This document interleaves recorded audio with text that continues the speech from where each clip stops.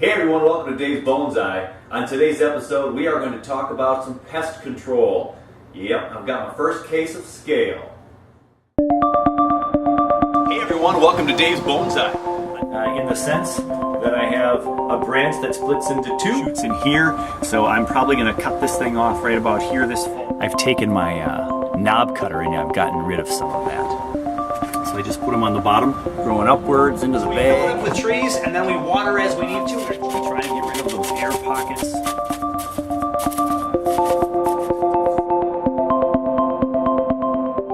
So it's just after Christmas 2018 and down in my plant room, checking on my plants as I always do.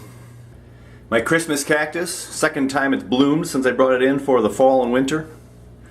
Nice to see some flowers in the late part of December. My ficus trees, got some Irish moss still growing. Appreciate anything green in the month of December. So the issue today that I'm going to be dealing with is on my back part of my room above my fish tank. I got this new Fujian tea from a nursery a few months back, only about 2 months ago or so. And so we're going to talk about this guy. I've got some new growth in my plant room.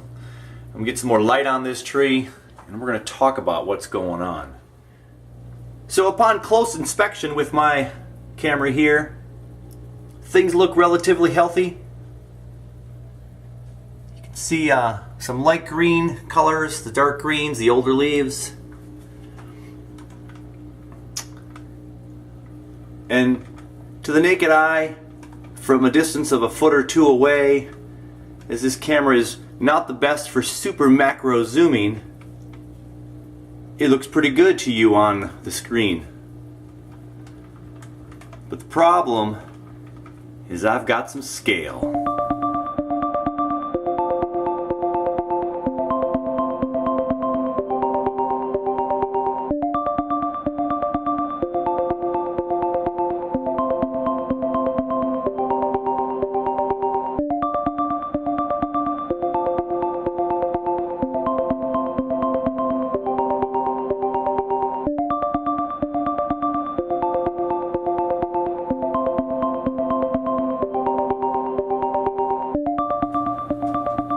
So with a really good video light and my glasses off, because it's the only way I can see up close, you get to see what's really happening in your tree. So if you had a tree with a lot more foliage, you wouldn't be able to really see under every nook and cranny, every crotch of the branches and underneath all the leaves where they like to hang out. You have to be careful and look for them. Now when I've looked online, the massive quantity of things that come up when you mark scale on the Google search, what happens is you get a lot of different varieties of scale to be described, and a lot of them say they're brown in color, and some of them will even have kind of a waxy shell coating, so they're hard to wash off or they're hard to get off. Maybe if you spray it with some soap or neem oil or whatever you're going to use, we'll talk about that stuff in a moment, it just kind of maybe bounces right off them. Maybe misses the part of the tree that would soak in some of that oil so they don't eat it and end up falling apart and dying and all that kind of stuff, right?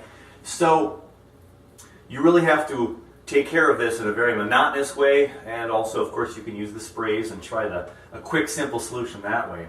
But you have to get in there and get in all the nooks and crannies. So regardless of the foliage size, you can't just take a spray bottle and start spraying and you leave it alone.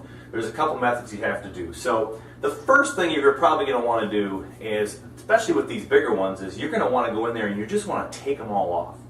So I'm going to reset up shop here and try to get a close-up view again so you can actually see me scrape them off with either my finger and or you could use a toothpick, you can use tweezers, you can use bamboo stick, shoot, whatever you need to do to poke them off, you're going to try to scrape them all off. Keep it in mind that they might be under every leaf or many leaves on the bottom surface. I don't have a ton of foliage on this plant. I've lost a little bit in the transition from when I bought it into my room here. But we're going to look at all the undersides, take a look at this tree, and get rid of some of those bugs that we've seen already and we know that are there. And then, of course, we're going to have to treat this for more than just today, because if there are any eggs in here, the eggs will eventually hatch and create new ones, and I'll have to do some more digging and taking care of. So let's reposition this guy, and we'll start getting rid of some of these pesky pests known as scale. So I've made the switch to my phone camera, and here we go. And this will be a little shaky, I'm not on a tripod, but right there by that new, well, it's an old scar, got a little bit of green growth right there, but I also have that little bitty white thing. Welcome to scale. Alright, so here you have it. Pulled out a little bit, you're not really sure if you're going to see one of these flower parts to this plant right here, or you're going to see that little white speck right there above my finger that's blurry. That white speck is my scale, and I go in as close as I can there, it starts to lose focus, but right there, and it's only one big, it looks like to be an adult size scale. And from what I've learned, the adults don't move around very much. Once they've laid their eggs, they lay actually live crawlers, they call them, and then the crawlers go look for new homes, and then they mature, and they usually lose their ability to walk as they get older, and they plant themselves and eat away, and they get some of that sap from your tree, and then they start to do their damage. Here we have another close-up of one of my branches. The lower right of your screen shows the scale that was on the branch maybe forming there. Looks a little odd shaped, but you go just up there now, there in the center of the screen. Look at that white scale there. Very white, cottony, almost a powdered sugary looking creature, this particular variety. Keep in mind there are over 8,000 varieties of scales in our plant world, and this one happens to be, finding comfort in my tree. Now I believe this scale came from the nursery, because I have yet to see scale on my trees until I got this tree. So grab yourself your repotting rake, your tweezers, your poking stick, whatever kind it is, or just using your fingers, toothpicks.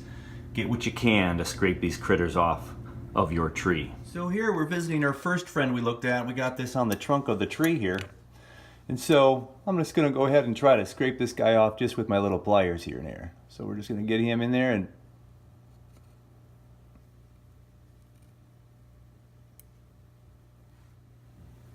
so here we go with another spot where we found some scale. I've got just my toothpick here, and I'm just going to try to get this guy scraped right off towards the camera here.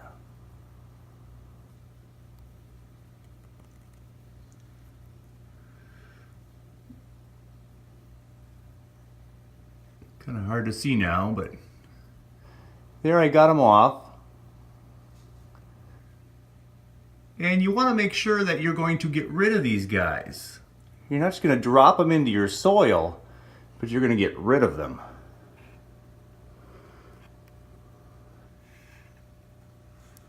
So there, I just kind of got rid of that guy. Now the reason why I showed you that is because inside there, what we probably would assume is some scale guts, is kind of what they excrete when they're eating the sap from your tree. So that little fluid right there, that Q-tip is right next to, that fluid is the stuff that they're going to excrete. They excrete what's called a honeydew, and then that excretion goes onto your leaves and will create kind of a black, sooty kind of coloration on your leaves, and that might be one indication that you have scale. So that honeydew then is from the sap from your tree that they release and make your leaves all icky and black. And so it's not only an indicator that your tree might have some scale, but that's also going to affect the growing of your tree with all the black on your leaves. And so one of the reasons that we take some liquid dish soap, which we'll do in a little bit, and wash our tree is because we don't want to block the photosynthesis of the tree, because the dirtier the leaves are with that black sooty kind of material, that's going to make your tree not be able to produce as much of photosynthesis to keep growing, keep the vigor of your tree. So since it's impossible for me to find the next scale here with the camera, unless I get super close and see, there's some white chalky areas again on that branch that might have been an old scale that we have already taken off. But upon closer inspection, I will look with my eyes and find the next one for us to eliminate. So the white speck on this leaf right there might be a growing larva into a full-size scale. I do not know. I'm just going to get rid of it regardless, so it goes away. And so I'm just using my finger on that one to get rid of it. And we'll also wash these later. Spinning my tree around. Here we go. It's an old branch that was cut off right there. And right underneath it is this little guy right here.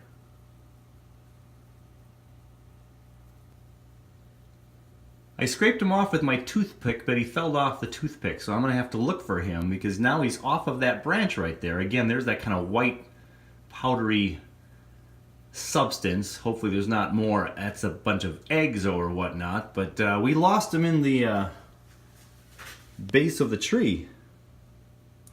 So, since it's a lot easier for me to use my naked eye rather than this camera, I will look for the critter and take care of him, and we'll be back in a flash. So there we have the critter right there to the left of center. And he's still alive.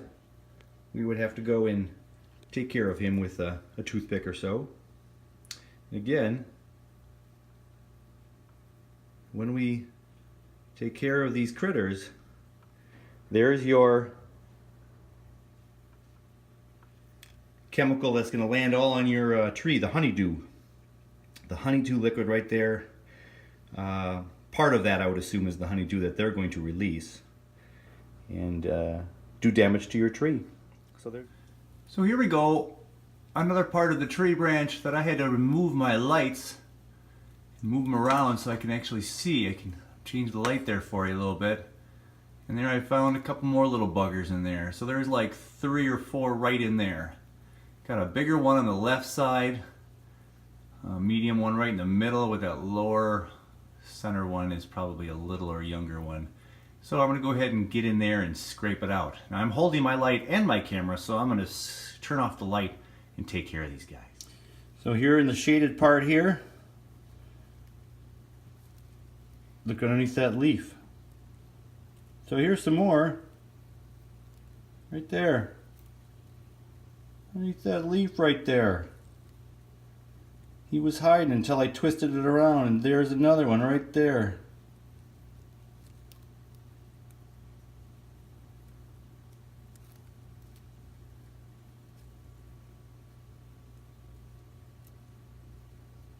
See that guy? Now he's toast.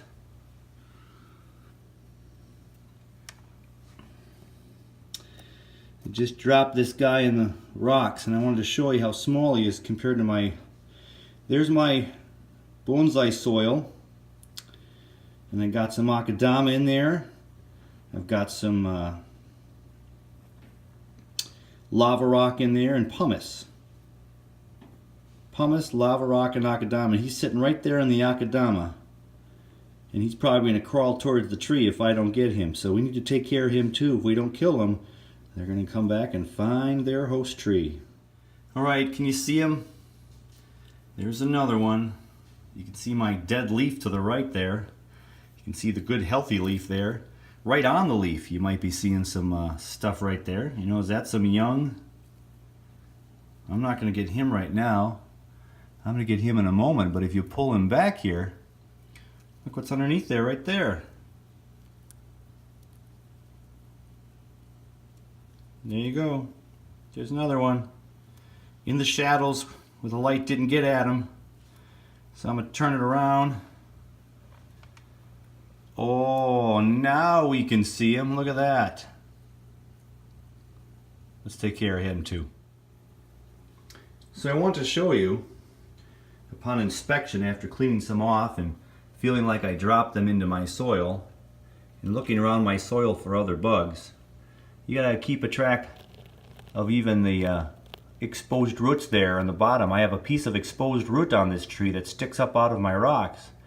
And look right there in the middle of your screen right now. It's 2 more young ones. And underneath that curve could be other ones forming down there that I don't even know what that is. So we have to get rid of that as well. Okay, so here we go. There's the main trunk. Looks super nice and gnarly up close, huh? Nice little base of a trunk getting there. But look, back here is where we want to focus our attention right now. So we got these bugs back here. Okay, try to keep it in focus for you. That's the tip of my Q-tip. Q-tip. Let's call that a toothpick instead, huh? Yeah, it's the tip of my toothpick. And then I just smash these guys right off my trunk. And I don't know what was in the back here, so I clean that out a little bit as well. Okay, so we've inspected the tree with the naked eye and a little camera close-ups as much as we can. Before my eyes start to bug me out, I think we're going to go to the next phase here. So the first thing that we just did was to try to get rid of all the bugs that we can see. And whether you're using a tweezers like this guy, or you're using right here toothpicks, your fingers, you're going to scrape them all off. And again, the trick is you want to get underneath everything. We're going to look everywhere under these branches and get all these bugs out. Once we've done that, we're going to use the magic of the toothbrush. And we're going to go ahead and we're going to give this thing a wash. So there are a number of things you can use to get rid of scale besides just your fingers. And depends upon how organically you want to do this. You can of course use some pesticides and get rid of your scale and other aphids and other bugs that you might come across. A lot of people will go to the neem oil, so very, very common. So we're going to talk about neem oil a little bit. You can even use canola oil. They say if you put a little canola oil and a little bit of soapy water together in a concoction and you wash out your tree, that oil is going to be consumed by the bugs and then it's going to take care of them. So I don't know all the science behind it. I just know that it's been proven to work. So what we're going to do is we're going to tell you what to do for a concoction of the neem oil and some soap for an emulsion factor. And then we're going to go ahead and with the toothbrush and this bit of water that we're going to put together, we're going to clean this tree to get phase 2 of the scale dwindling, if you will. Extermination. Let's go with that. It's a much more powerful word. So we'll be back in a flash. So the creation of some insecticide on a more organic level, some people will just use some dishwashing soap right here, just your basic dishwashing liquid soap, and you might put that about 40 parts to 1 of water to the dishwashing liquid. So 40 parts water, 1 part dishwashing liquid right here. And you're good to go. And then some people might even add a capful or so of some rubbing alcohol and put that into the soap and water concoction, and then you can go ahead and wash all your leaves. If you want to go to the next step up, which is what I've invested in fairly recently, is some of the neem oil. So use the neem oil as instructed on the canister from where you get it, but most of the cases with neem oil, you have to have some kind of emulsification to make sure the neem oil is actually getting on the plant that you're trying to get rid of the infestation. And so to do that with the neem oil, you do have to mix it with some dishwashing liquid as the emulsifier. It's kind of like the whole oil and water don't mix. You shake them up real hard, they seem to look like they're mixed together, but then they break down into little or tiny pieces, and then all of a sudden after a while they'll settle and not do what they would need to do. So you're going to take the neem oil here and you're going to mix it with some of the dishwashing liquid in a gallon of water, and you are going to be good to go. So what you're going to have to remember is just get a gallon of water, and I have some nice warm water in there, a gallon of warm water, and then 1 or 2 tablespoons of the dishwashing liquid. If you just want to go 1 to 1 to 1, that's an easy way to remember it. 1 gallon of warm water, 1 tablespoon of the soap, and 1 tablespoon of the neem oil. You can also use vegetable oil in place of the neem oil. So if you want to go on the cheap, get some canola oil instead of the neem oil and use that. So again, 1 gallon of warm water, 1 tablespoon of the dishwashing liquid, and then 1 tablespoon of the neem oil. And then if you want, of course, make a half a recipe, well then it's a half a gallon, a half a tablespoon, and a half a tablespoon. Pretty easy instructions. Put them together, and then get your trusty spray bottle, whichever one you're using, and then you're going to spray the plant. So I'm going to make my mixture, and I'm going to go ahead and do some spraying next. now that I have my concoction of spray with my neem oil and my dish soap and my warm water, it comes time to taking care of our plant. Now, I believe I mentioned earlier, you have to be careful. The more foliage you're going to have, the harder it is to get all of the spray in where it needs to go. So you have to really do a good job. Now I'm in my plant room inside my house, and I don't want to get this all over the place, but this is not a very harmful substance. It's not going to hurt my trees, but I'm going to go ahead and start to spray.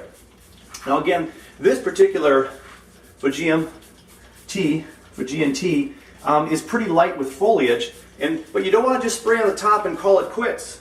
Because if you just spray on the top and call it quits and you walk away, you didn't get anything on the bottom. So spray bottles don't work great upside down, but make sure you're getting underneath there.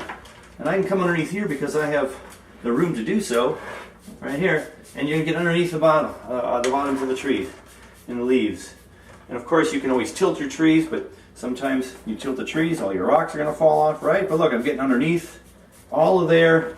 You just want to make sure you get all of the surfaces. Now, not only do I do that, this is where my friend Nigel Saunders, the Bonsai Zone, check him out on YouTube, the Bonsai Zone. Nigel Saunders will take these solutions, and usually he just uses the 40-to-1 dishwashing concoction, and then he's going to go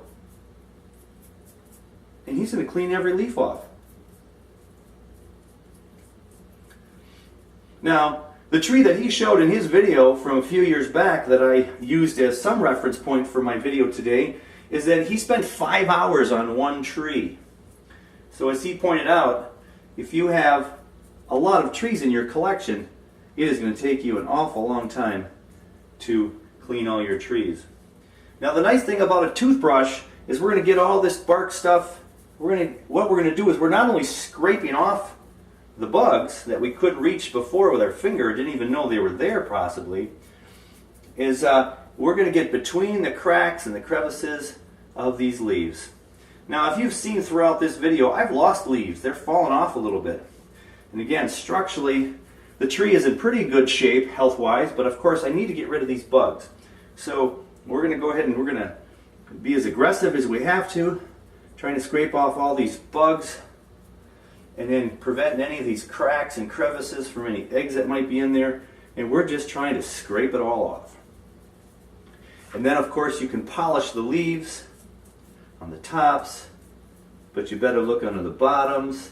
Now again, I did not go and inspect every leaf on this tree. I don't think my infestation is quite that bad. And these bugs have all shown really big in size, which is great for me to see, but that's the more adult size bugs. And so there might be eggs that I'm just not seeing on some of these branches. So in this process, I will probably create a little bit of damage to my tree. That's going to come with the territory, hopefully, to make a stronger tree down the road. Bonsai isn't over. Well, of course, they say you're never done with a bonsai until it's dead. You know, we got a lot of patience we need with our trees. And what we do now, the rewards will be great later on. So we want to make sure we take care of these.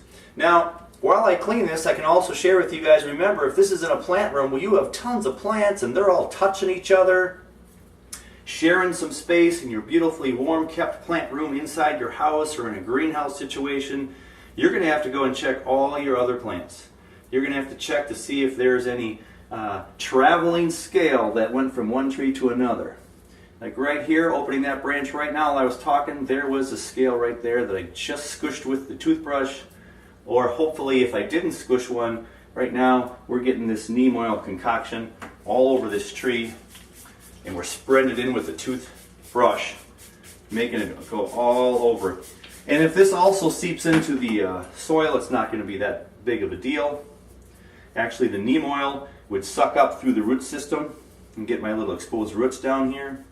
It would suck up through the root system, go into the plant, and then when the scale will start to nibble at your plant, they're going to have some of this neem oil in the tree that's going to say, oh, we don't like you.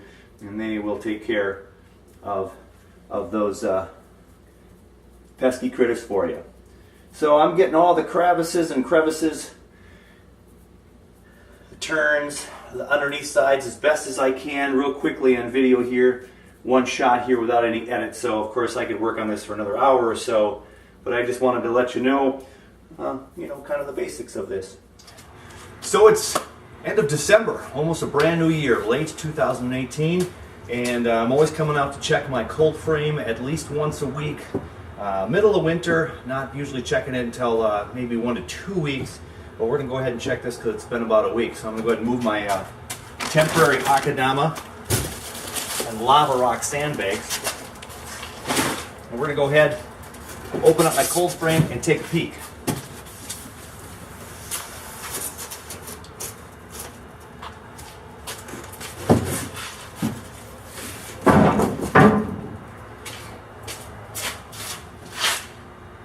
So as you can see, we got a cold frame full of plants that we're going to get a closer look at. So let me grab the camera and show you what's inside here. So you can see I have my water bottles here. I got a couple here with my heat source. Water bottles are the temperature of the plant, so they're not going to create any real warmth or shock to the plant. I've got I got some maples back here, my Japanese maples, one up top, one down below, and got this creature right here. This is one of my weeping willow trees that, someone gnarled down right to the trunk base again. So we'll see what does happen to that next year. But we've got it in the cold frame mainly to keep it away from critters. So we got a couple of Japanese maples, and as we go, this is some more dirt soil from a tree that I just got this year. This is a crepe myrtle, and so this one still has some original dirt from the person I bought it from at an auction, and it still feels good and moist. It's not overly dry. And the Japanese maples, this is all bonsai soil, so that's pumice and lava rock, and that's feeling a little bit dry. We're going to definitely have to give some of that some water. There's my thermometer back there, if you can see there, 37.8 degrees. It's hovered around 38 degrees all winter long so far. I've got a red-eared dogwood right here that's lost all its leaves, got that beautiful red bark. Back there, this juniper that's kind of draping down, my cascading juniper.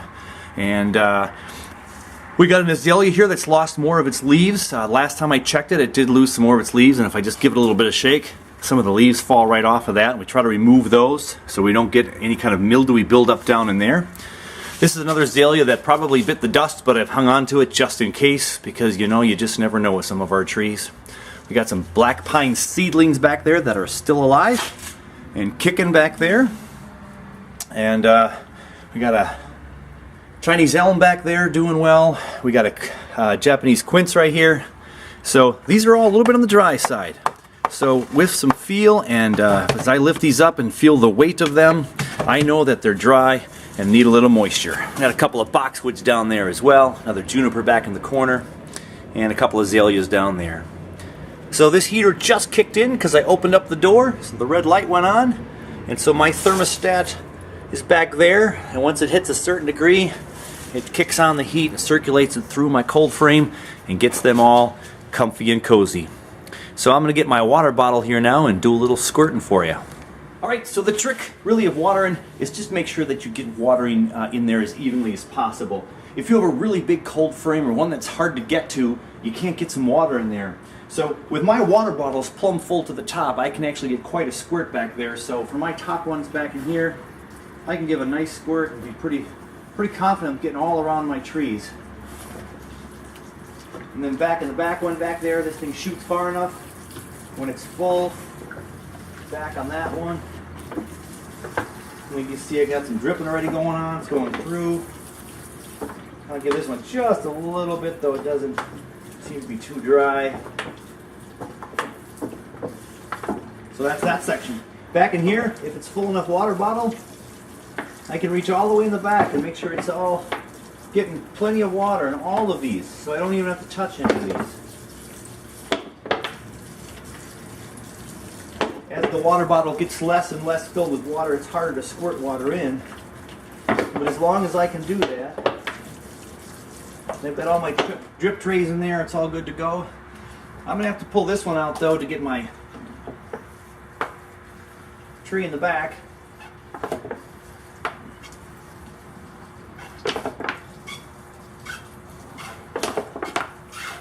So that one's pretty good. Of course, now that I have this one out, I can just make sure I get that one all the way around. Good watered. It's going to drip down in there a little bit. So again here, I'm going to pull out my azalea a little bit further, losing some more leaves, which is good. Get myself a new water bottle. And this one is in soil from Brussels. Haven't changed it yet. It's a little bit less rock, you know, the pumice and the akadama and or lava rock that I would use, so it retains its moisture a little bit better. So that one doesn't need too much. Shove that one back. Put this one back in. Give him a quick dousing. And back in here, again with my fairly full water bottle, I can squirt all the way towards the back. You don't want to miss water just parts of your trees. Try to get a well-balanced water. I got my drip trays in there, so all the water drips into the drip tray, and they're not sitting right in water if I water too much.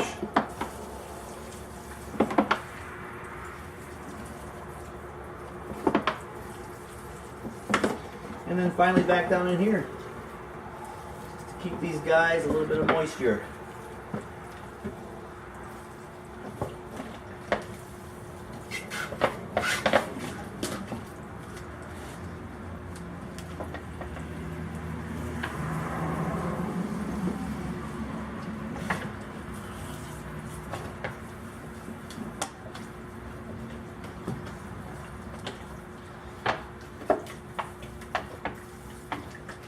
So again, if I couldn't have access to these trees, I would go ahead and pull more out and make sure I get them watered really, really well. So I've gotten them all watered. They're looking pretty good. I'm going to go fill these up with water and put them back in here so again they maintain the water temperature of the cold frame. So there's my cold frame. Got some dripping going on. Everything's nicely watered. And there's the update from Dave's Bonsai. We'll see you next time.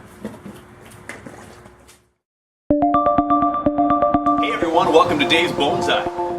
In the sense that I have a branch that splits into two shoots in here, so I'm probably going to cut this thing off right about here this fall. I've taken my knob cutter and I've gotten rid of some of that. So I just put them on the bottom, growing upwards into the bag. We fill up with trees and then we water as we need to.